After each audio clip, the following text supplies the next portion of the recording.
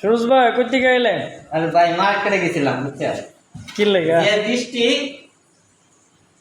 পড়াইতে নন গাড়ি দিয়ে আইলাম এনে। তো বৃষ্টির মধ্যে গেলেন যে, হ্যাঁ কি আনলেন? কি মাছ? এটা কোথায় একটা জ্বালা বুঝছো, কি মাছ এটি? এটা হলো চিংড়ি মাছ। ও কত করে কিলো নিচ্ছে ভাই? কিলো নিচে 60 টাকা কিলো। ও কম 60 টাকা। লাগছে, হ্যাঁ কম লাগছে। টাটকা মাছ, ধর টাটকা মাছ। 2 কিলো লইছি 13 টাকা নিচ্ছে টাটকা। মনে করো বাংলায় আমার 1200 টাকা পড়ছে। 1200 টাকার মতো পড়ছে। হ্যাঁ বাংলায় 1200 টাকা পড়ছে। বাংলা টাকা তো হিসাব করা যাবে না। $12 এই 13 টাকা।